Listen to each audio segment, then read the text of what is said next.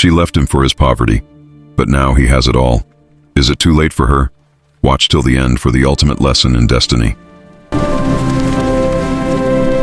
In the sun-baked expanse of 1950s rural Texas, where the relentless sun and the parched earth dictated the rhythm of life, there are stories that speak of promises as vast as the sky and realities as hard as the cracked soil. This is one such tale, born from the dust and a fleeting dream. He was a man made of that very dust, his existence carved into a small plot of land where maize struggled against the heat. The camera lingers on his hands, calloused and cracked, testament to a life of tireless labor under a punishing sun. His home was little more than a dilapidated shack, a solitary silhouette against the horizon, its weathered wood whispering tales of lean years and long droughts. His isolation was a quiet, constant companion. We see him at a simple wooden table, eating a meager meal alone, the silence of the room broken only by the scrape of a fork on a plate. Yet his solitude did not harden his heart. For his neighbors, he was a pillar of quiet strength, the man who never said no. Whether it was mending a fence or helping to bring in a meager harvest, he was known not by his name but by his reputation.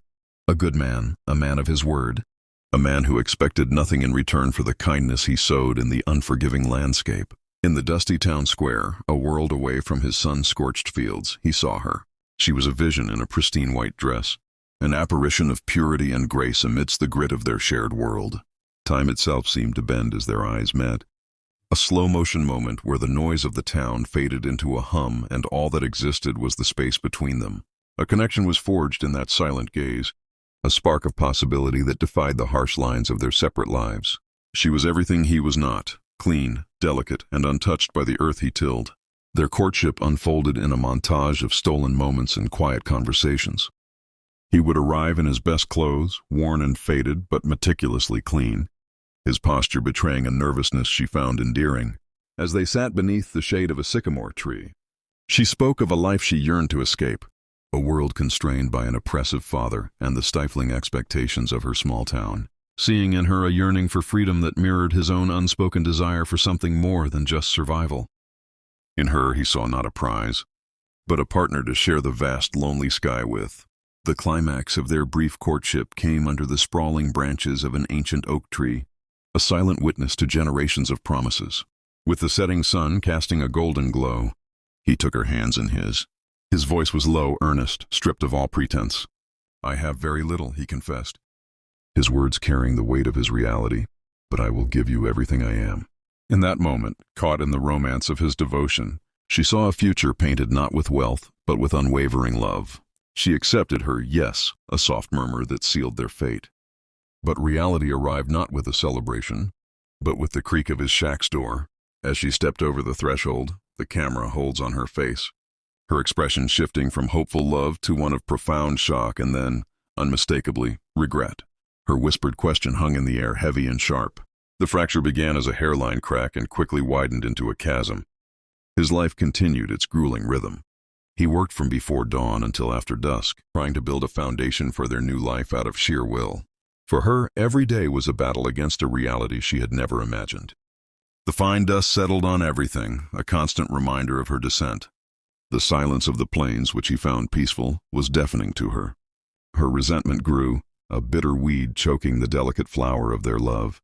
In a desperate, futile attempt to reclaim the life she had lost, she began to spend their meager savings on frivolous things: a lace handkerchief, a bottle of perfume, small, useless trinkets that offered a fleeting illusion of her past elegance.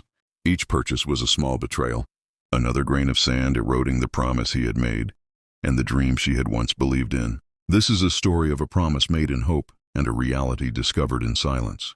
Their courtship was a quiet dance of shy glances and gentle words.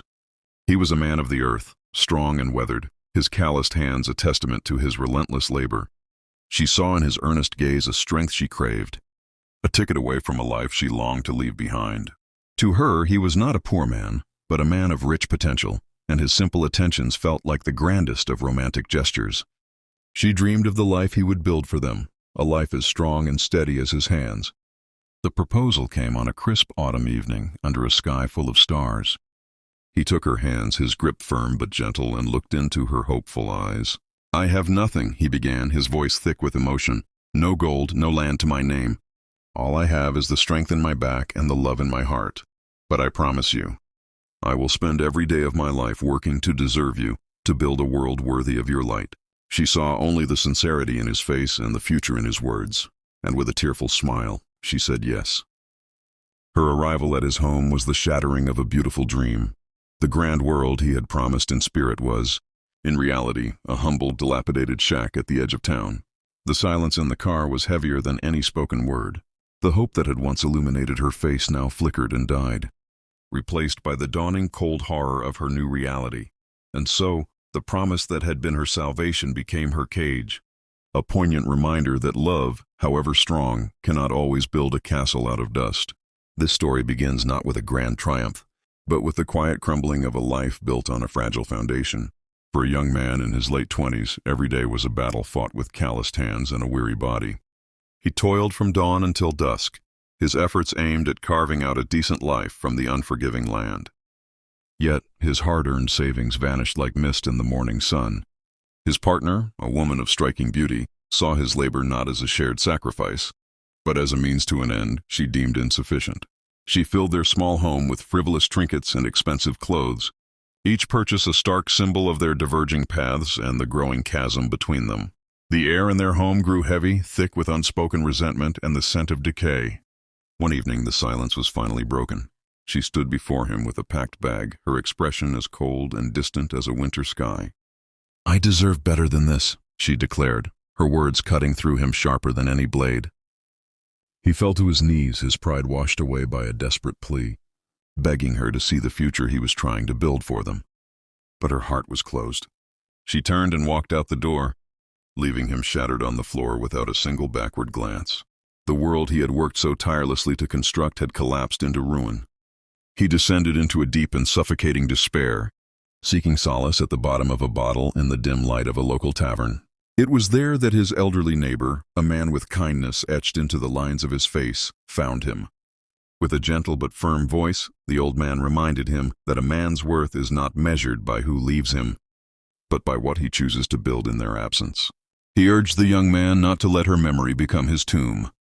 A flicker of his old fire was rekindled. He left his village behind, the painful memories receding in the dust of the road. He traveled until he reached a prestigious ranch, a place known for its demanding standards and legendary horses. Standing before the stern, experienced owner, he did not beg for a job, but instead conveyed a quiet, unwavering determination.